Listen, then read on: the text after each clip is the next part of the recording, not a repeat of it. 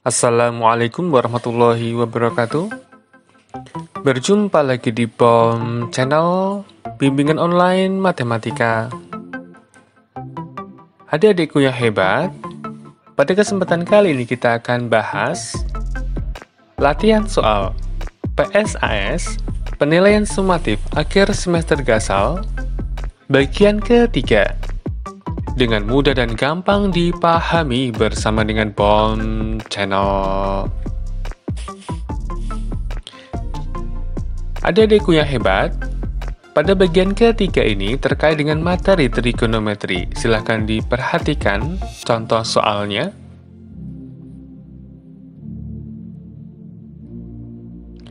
Langkah yang pertama, kita akan gambar terlebih dahulu suatu segitiga sesuai dengan keterangan di atas. Kemudian setelah digambar, langkah selanjutnya, tentukanlah panjang sisi segitiga yang belum diketahui. Tentunya, BC ini dicari melalui teorema Pythagoras. BC kuadrat sama dengan 16 kuadrat yang paling panjang ataupun sisi miring dikurangi dengan sisi yang lainnya, 12 kuadrat. Sehingga BC kuadrat sama dengan 112, kita akan pecah menjadi 16 kalikan 7, sehingga BC di sini adalah 4 akar 7. Langkah yang ketiga, langkah yang terakhir tentunya, menentukan nilai trigonometri. Ingat, demi sami desa, tangan adalah desa. Depannya A, kemudian sampingnya A, desa. Sehingga tangan A di sini sama dengan 4 akar 7 per 12. Sangat mudah bukan adik-adikku yang hebat? Soal selanjutnya, diketahui salah satu nilai trigonometri. Kita disuruh mencari nilai trigonometri yang lain. Langkah yang pertama, kita akan gambar terlebih dahulu. Sin A, 24 per 25. Ingat, demi sami desa. Sin adalah demi. Artinya, depannya A, 24, kemudian miring, 25. 24, 25. Kemudian langkah selanjutnya kita akan menentukan panjang sisi yang belum diketahui dengan menggunakan teorema Pythagoras. Sehingga AC di sini sama dengan 7. Kemudian langkah selanjutnya, langkah yang terakhir, tinggal kita masukkan saja 5 cos A, 5 kalikan cos A. Ingat, demi sami desa, cos adalah sami, sampingnya dan miring. Sehingga hasil akhirnya adalah 7 per 5. Sangat mudah bukan adik-adikku yang hebat? Baik, soal selanjutnya, kali ini diketahui dua nilai trigonometri, sin A dan sin B, di mana A ini termasuk ke dalam sudut lancip dan B sudut tumpul. Baik, langkah yang pertama kita akan gambar terlebih dahulu A dan B. Ingat, demi sami desa. Depan 3, miringnya 5. Tentunya sampingnya adalah 4, triple Pythagoras. Kemudian gambar yang kedua, B, sin B, depan, miring. Tentunya, panjang sampingnya adalah 7, triple Pythagoras juga. Dan bisa dicari melalui teorema Pythagoras. Karena ini diketahui, B-nya tumpul, artinya pada kuadran yang kedua. Kami ulangi lagi. Sudut B tumpul, ini artinya pada kuadran yang kedua.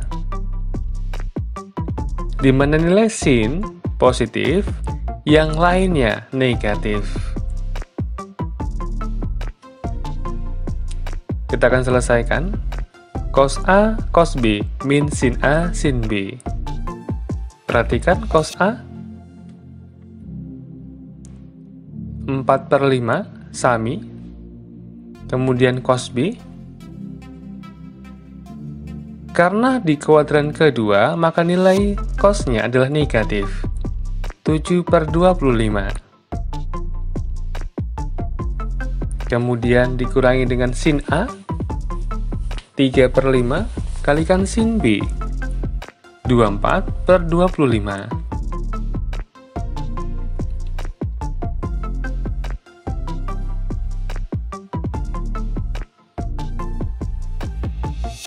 Sehingga hasil akhirnya adalah min 100/125. Sangat mudah bukan adik-adikku yang hebat? Soal selanjutnya terkait dengan aplikasi ataupun soal cerita. Silakan diperhatikan soalnya. Baik, langkah yang pertama kita akan gambar terlebih dahulu, kita akan ilustrasikan. Seperti ini, Boni berdiri di tepi sungai dengan jarak 18 meter dari sebuah pohon yang terletak di sisi yang sama dengannya.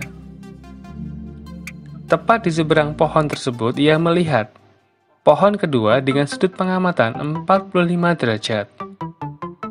Jika lebar sungai terwakili oleh kedua pohon tersebut, maka lebar sungai adalah ini adalah jaraknya. Perhatikan. Sudut yang dibentuk adalah 45 derajat. Ini sampingnya, ini adalah lebar sungai atau sisi depannya. Oleh karena itu, kita menggunakan tangan theta ataupun tangan 45 derajat. Desa, depan, samping. Tangan 45 derajat sama dengan lebar sungai per 18. Sehingga lebar sungainya adalah 18 meter. Sangat mudah bukan adik-adikku yang hebat? Baik, selanjutnya kita akan mencari nilai sin dari sudut-sudut istimewa. Perhatikan. Kemudian yang kedua, alat bantu yang kedua adalah kuadran. Kuadran 1, semuanya positif. Kuadran kedua, sin positif, lainnya negatif. Kuadran ketiga, tangan positif, yang lainnya negatif. Kuadran yang keempat, cosnya positif, lainnya negatif. Kita akan cari satu per satu. Sin 150 pada kuadran yang kedua.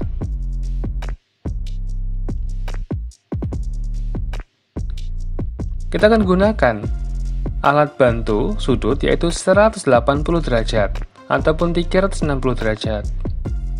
Jika kita menggunakan alat bantu 180 derajat ataupun 360 derajat, maka sinnya tidak akan berubah, cosnya tidak akan berubah.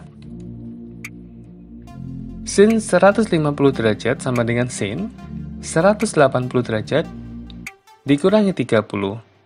Artinya ini sama halnya dengan sin 30 derajat. Berapa nilainya? Yaitu setengah. Kemudian yang kedua, cos 225. Cos 225 ini kita akan dapatkan dari 180 derajat plus 45 derajat. Saran kami, gunakanlah 180 derajat atau 360 derajat. Sama dengan cos 45 derajat. Kenapa ini negatif? Karena sudut 225 derajat terletak di kuadran yang ketiga. Maka tangannya positif, yang lainnya negatif. Sehingga cos di sini adalah negatif. Min setengah akar 2. Kemudian yang ketiga, tangan 135. Kita gunakan seperti ini. Min plusnya tidak pengaruh. Yang berpengaruh di sini adalah kuadrannya. Kenapa ini negatif? Karena kuadrannya. Di kuadran yang kedua, maka sinnya positif, maka tangannya negatif. Min 1. Kemudian, ini sin 270 derajat. Ini sama halnya dengan min 1. Kemudian cos 135 derajat pada kuadran yang kedua. Cos nilainya negatif pada kuadran yang kedua. Ini dia. Kemudian langkah selanjutnya kita akan masukkan ke dalam persoalan ini. Setengah kali min setengah akar 2 kali min 1, min 1 kali min setengah akar 2. Sehingga hasil akhirnya adalah 1/2. Sangat mudah bukan adik-adikku yang hebat? Baik, soal selanjutnya nomor 22. Sin min 690 derajat sama dengan atau ekuivalen dengan, kita akan gunakan perumusan sin A plus K kali 360 derajat sama dengan sin A, di mana sudut ini lebih dari satu putaran. Dan ingat kuadran all sin tan cos, kuadran 1, 2, 3, dan 4. Kita akan buat seperti ini. Kita buat positif terlebih dahulu. Sesuai dengan perumusan ini, maka sin 690 derajat sama halnya dengan sin 330 derajat. Terletak di kuadran yang keempat. Nilai sinnya negatif. Gunakan ini paling aman.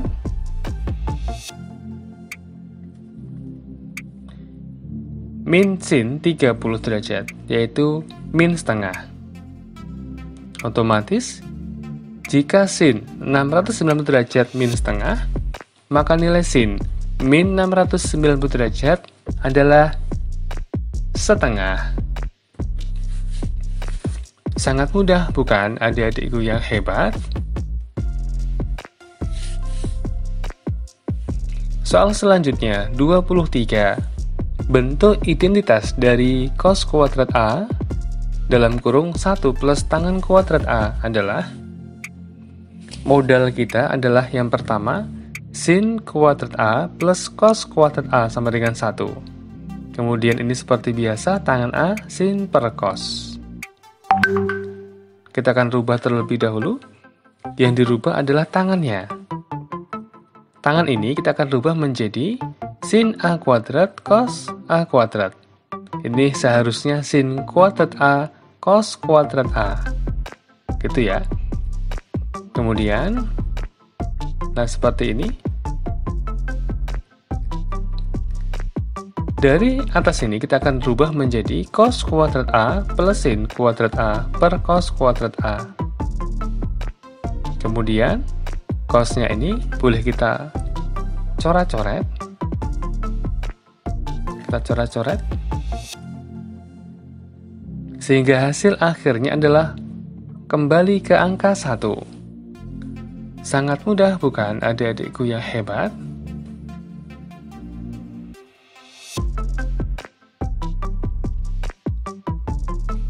Baik, soal terakhir pada bagian yang ketiga, silakan diperhatikan adik-adikku yang hebat. Perhatikan gambar di samping ini.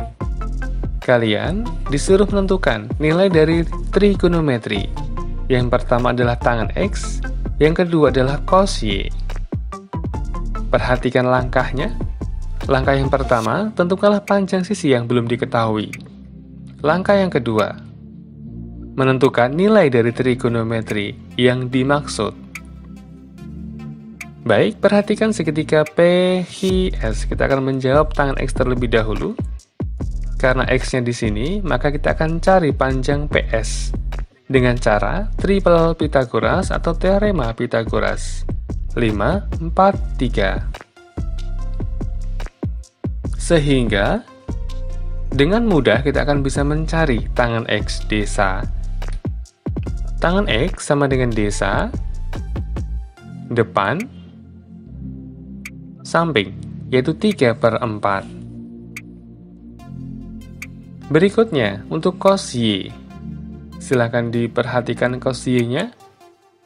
Kita akan cari panjang sisinya terlebih dahulu dengan teorema Pythagoras ataupun triple Pythagoras. Sehingga RH di sini sama dengan akar 144, yaitu 12. Kemudian kita akan mencari cos Y. Silahkan diperhatikan cos Y di sini. Ini merupakan garis lurus, di mana garis lurus ini kalau kita hitung sudutnya adalah 180 derajat. Cos Y ini bisa dicari melalui cos 180 derajat dikurangi dengan sudut yang dibentuk. Artinya cos Y ini sama dengan negatif cos sudut QSR. Karena tumpul ini di kuadran yang kedua, nilai cosnya negatif. Kita akan cari cos sami. Kita melihatnya dari sini. Sampingnya 5, miringnya 13. Sehingga cos Y di sini sama dengan min 5/13. Sangat mudah bukan adik-adikku yang hebat?